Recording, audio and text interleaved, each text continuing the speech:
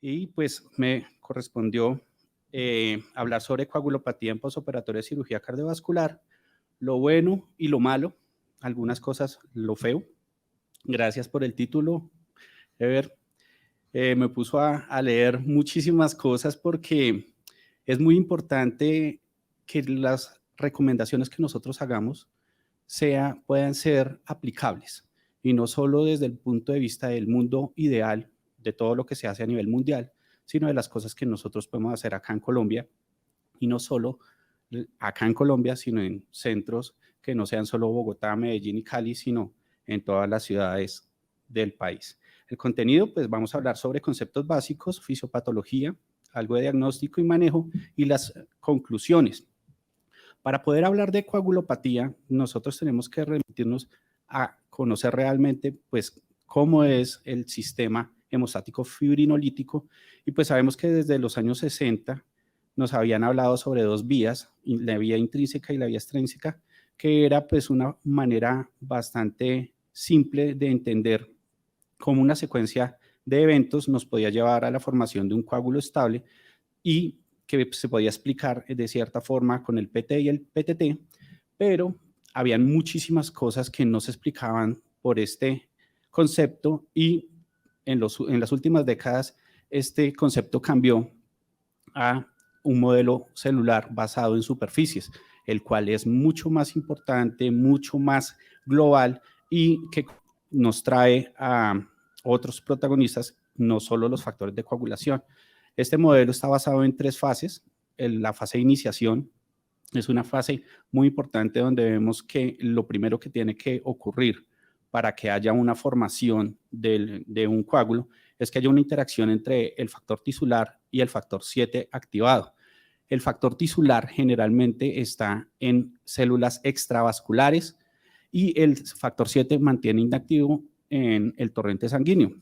Este es un estado ideal en donde el endotelio preserva ese estado de anticoagulación y por eso nosotros no hacemos coágulos de forma espontánea. Cuando hay una ruptura, un trauma y hay contacto del factor tisular con el factor 7, ahí es donde comienza la fase de iniciación que, para resumirlo, va a activar otros factores como el factor 10 que va a generar pequeñas cantidades de trombina. Esto es muy importante, puesto que las cantidades de trombina se van a necesitar para las siguientes fases, pero también la trombina se va a autorregular con un complejo de trombina trombomodulina para activar factor S y factor C, lo cual también va a generar un freno. Estas cantidades pequeñas de trombina pues no van a ser suficientes para hacer un coágulo estable. Por eso viene la fase de amplificación, en donde vemos que la gran protagonista de esta fase es la plaqueta. La plaqueta que generalmente mantiene inactivada por este tipo de fenómenos va a generar una activación y va a aumentar la expresión de muchos receptores que van a generar la activación de muchísimos otros factores. Dentro de eso es el factor 8 que se va a desligar del factor de von Willebrand y va a activarse para generar una activación plaquetaria mucho más efectiva, y esta activación plaquetaria va a generar grandes cantidades de trombina junto a la activación de otros factores importantes como el factor 5 y como el factor 11 para generar un coágulo muchísimo más estable. Sin embargo, esto también tiene un stop. Todas estas fases tienen estímulos y también tienen inhibidores. ¿Para qué? Para que la formación de un coágulo no se haga de forma espontánea y en otras partes del cuerpo donde no queremos que se formen coágulos espontáneos. La fase de propagación es una fase también muy importante donde vamos a ver que va a haber una formación de dos complejos, el complejo tenasa y el complejo trombosinasa, que van a generar que este trombo que se está formando se forme de manera estable y que haya un estímulo de fibrina a partir del fibrinógeno para generar un coágulo muchísimo más estable. Pero esto también tiene un fenómeno de control, y el fenómeno de control es precisamente un fenómeno fenómeno de fibrinólisis. Es muy importante por la misma razón, porque también necesitamos controlar ese fenómeno de pasar de fibrinógeno a fibrina, y esto lo hace básicamente el plasminógeno al degradarse a plasmina, y este mismo fenómeno también tiene unas vías activadoras y unas vías inhibidoras, dentro de los que están los más importantes es el PAI-1 y un fenómeno y el complejo TAFI. ¿Por qué quiero que todos tengamos en cuenta esto? Porque es que cuando vamos a hablar de coagulopatía en el posoperatorio, no solo tenemos que entender de que los factores de coagulación son los protagonistas, sino que son muchísimos componentes los cuales tenemos que controlar, no solo factores de coagulación, sino plaqueta y el fenómeno trombolítico. En resumen, tenemos un estado ideal, es un estado anticoagulante, que después de que hay algún fenómeno se genera un fenómeno de coagulación por el sistema hemostático fibrinolítico, pero este mismo tiene un control de la coagulación. Después hay una fibrinogénesis, y esta fibrinogénesis es controlada por fibrinolisis, pero la fibrinolisis también está controlada por antifibrinolisis. O sea, hay fenómenos que permiten un proceso, pero también hay otros fenómenos que lo controlan. Eso es lo que pasa de manera ideal, no siendo así en los pacientes que tenemos en posoperatorio de cirugía cardiovascular. En esto, pues vemos que los protagonistas son los factores de coagulación, el endotelio, la fibrinolisis como proceso y las plaquetas. Esto es una gráfica que resume las tres fases que les mencionaba anteriormente, pero que también nos da a entender cuáles son los puntos en donde el tratamiento va a tener mayor importancia para el control del sangrado posoperatorio. ¿Qué pasa con los pacientes con posoperatorio de cirugía cardiovascular? Pues que realmente el 10% de los pacientes de cirugía cardiovascular presentan algún grado de sangrado. El 20 al 40% de los pacientes van a necesitar transfusión de rutina, y que la necesidad de altas cantidades de transfusión o de hemoderivados van a generar por sí solas un riesgo de complicaciones como trali, como taco, reacciones anafilácticas, sobrecarga per se del paciente, y que la coagulopatía posoperatorio es multifactorial. Y eso es muy importante tenerlo nosotros en cuenta como intensivistas, porque solo manejar uno de los aspectos que pueden estar alterados puede ser insuficientes para el control del sangrado posoperatorio. Las características de la cirugía nos dan unos datos muy importantes, y ahí tenemos que estar trabajando de la mano con el cirujano, con el anestesiólogo cardiovascular cuando recibimos el paciente posoperatorio, que el anestesiólogo nos cuente cómo le fue en la cirugía, qué tipo de cirugía, factores como la edad, factores como el uso previo de antiagregantes plaquetarios, el uso de anticoagulantes previos a la cirugía.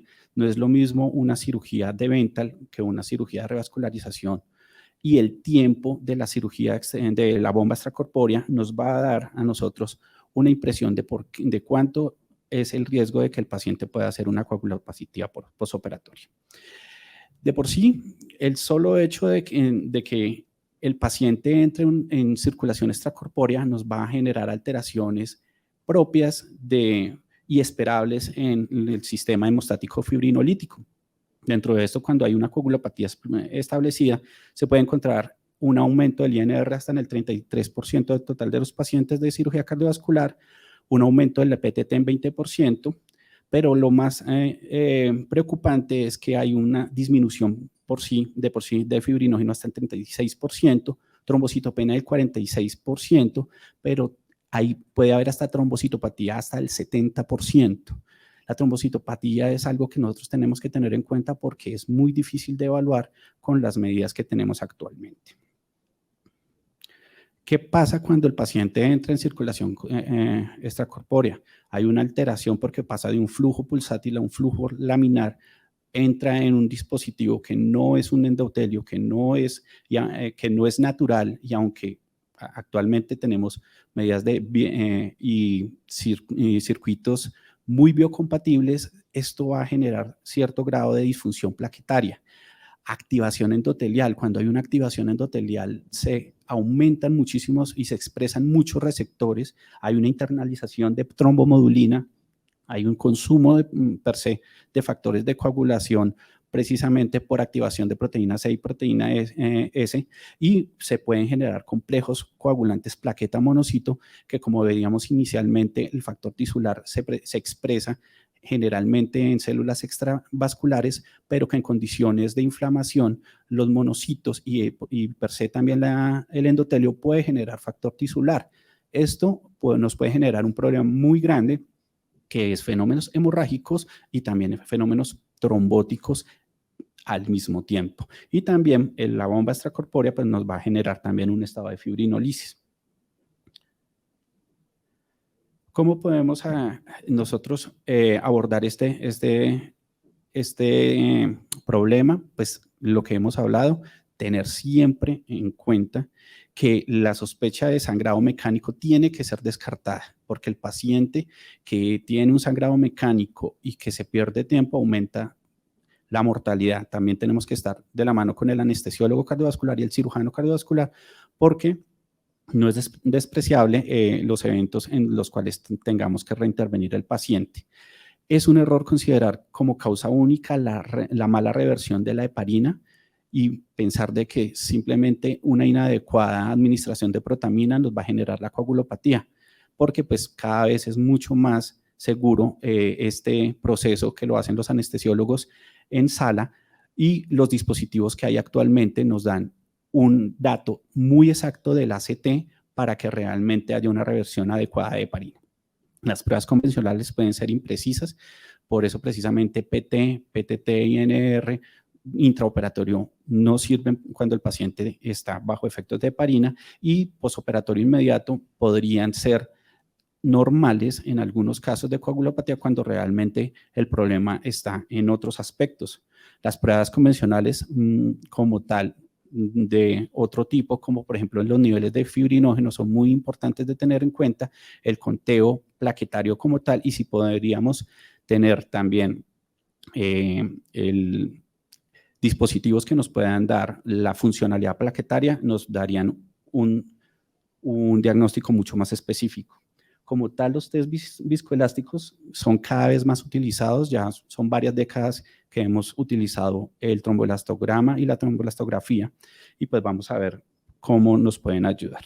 Tener en cuenta que el manejo ya viene siendo realizado desde quirófano, y el anestesiólogo nos tiene que dar una impresión de si tuvo algún tipo de problema dentro de la cirugía, qué ha hecho hasta ese momento, pues para nosotros no repetir lo que ya se haya hecho en quirófano y poder saber cómo vamos a actuar en la unidad de cuidados intensivos. Esto, pues precisamente es una de las herramientas que cada vez se han utilizado más para podernos dar una impresión de cuál es la alteración que tiene el paciente desde el punto de vista de coagulopatía. Y por eso es muy importante tener en cuenta que las decisiones tienen que ser rápidas. La tromboelastografía como tal nos va a dar impresiones en muy poco tiempo y nos integra precisamente lo que puede ser la cinética y la dinámica de los pacientes respecto a factores de coagulación como tal, el nivel de actividad de fibrinógeno,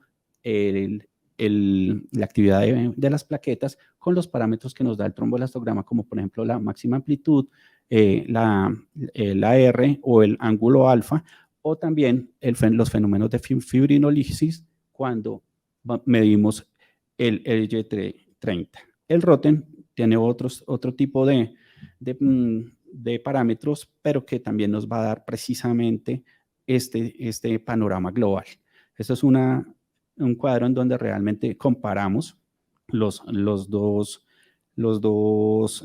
test viscoelásticos, el TEC y el Rotem, que nos van a servir precisamente para tomar decisiones específicas. El manejo como tal va a ser en estos cinco aspectos. Los hemoderivados siguen siendo el primer tratamiento, pero la transfusión de hemoderivados tiene que ser dirigida.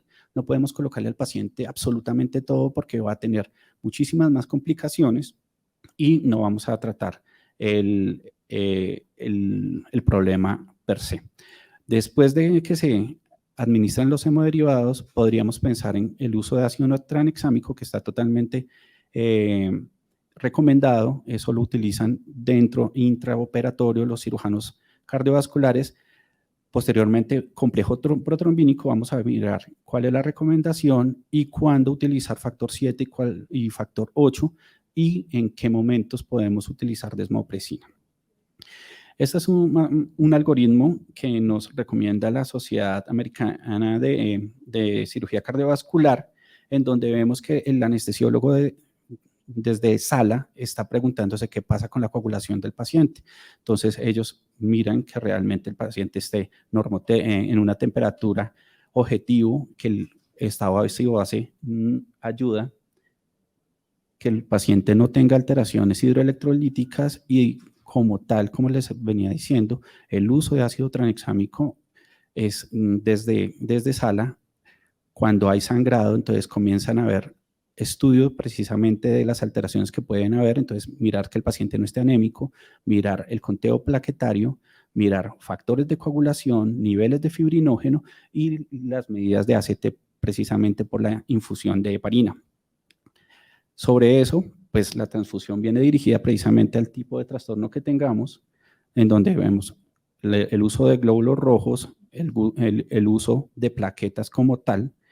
Aquí en el INR miramos que precisamente ya nos recomiendan o el plasma fresco congelado o el uso de complejos protrombínicos, el uso de, cuando hay hipofibrinogenemia, el uso de crioprecipitados, pero también en algunas instituciones que cuenten con concentrado de fibrinógeno también está totalmente indicado, y pues el manejo del ACT precisamente en quirófano. Cuando el sangrado persiste, pues hay que volver a hacer algunos paraclínicos de control y el tratamiento iría dirigido precisamente hacia esto. Esto es en las instituciones que precisamente no se cuente con tromboelastografía, y me parece un algoritmo bastante interesante a seguir en esas instituciones.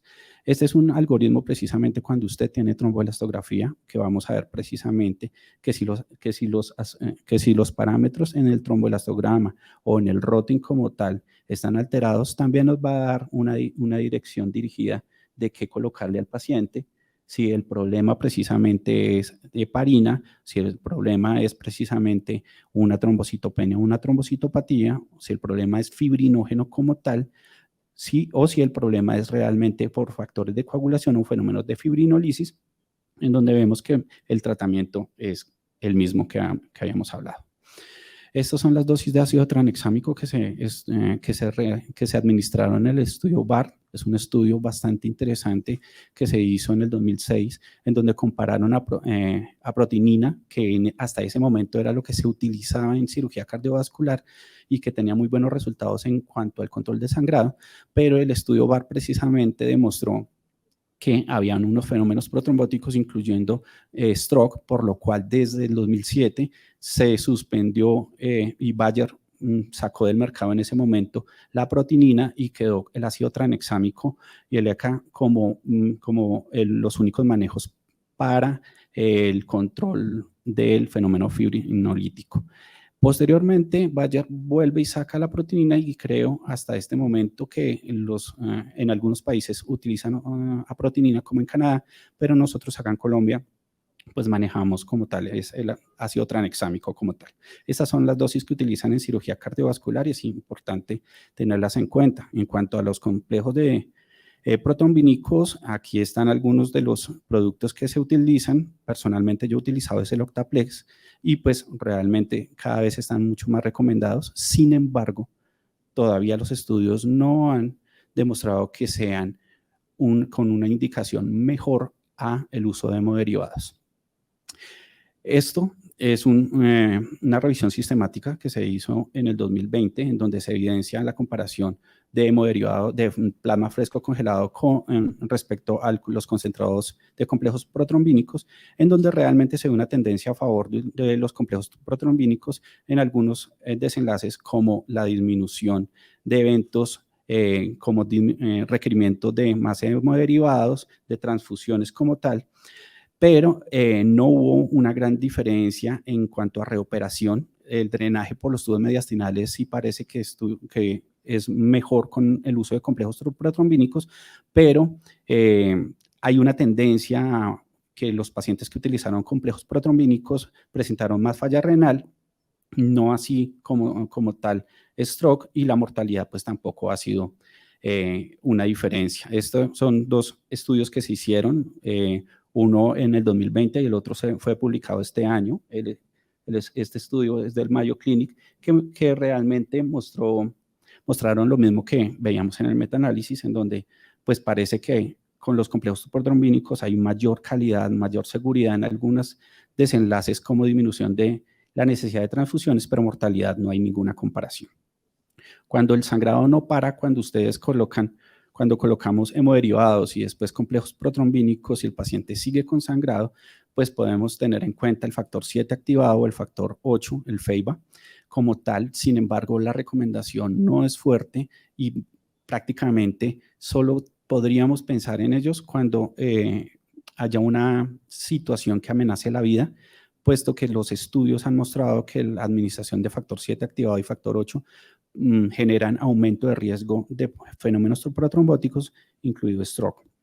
La desmopresina es un medicamento que se ha utilizado desde hace ya bastante tiempo para trombocitopatía, puesto que es un análogo de la vasopresina en los receptores B2 y que genera un aumento de la adherencia plaquetaria mediada por factor de von Willebrand hacia los receptores endoteliales, que por plausibilidad biológica podría mejorar la trombocitopatía, pero pues hay muy poca evidencia y los estudios que se han realizado pues no han mostrado que haya un cambio significativo en el sangrado. Como conclusiones, quiero que quede como enseñanza de que la causa es multifactorial, no solo pensar de que el paciente va a mejorar con el control de factor de coagulación, sino como lo vimos, es todo un sistema integrado. El manejo dirigido disminuye eventos adversos. Nosotros tenemos que siempre intentar dar mejor calidad a los pacientes, disminución de eventos como TRAL y TACO, reacciones anafilácticas y sobrecarga per se a los pacientes postoperatorios de cardio. Los protocolos facilitan el manejo. Cuando en las instituciones hay protocolos, todo el mundo sabemos qué hacer. Realmente las instituciones que tienen más experiencia cardiovascular les va mucho mejor. Los test viscoelásticos cada vez son más recomendados y deberían de utilizarse en todos los pacientes de cirugía cardiovascular. Y pues los concentrados de complejos protrombínicos siguen siendo un manejo de segunda línea después del uso de hemoderivados como tal. Muchísimas gracias.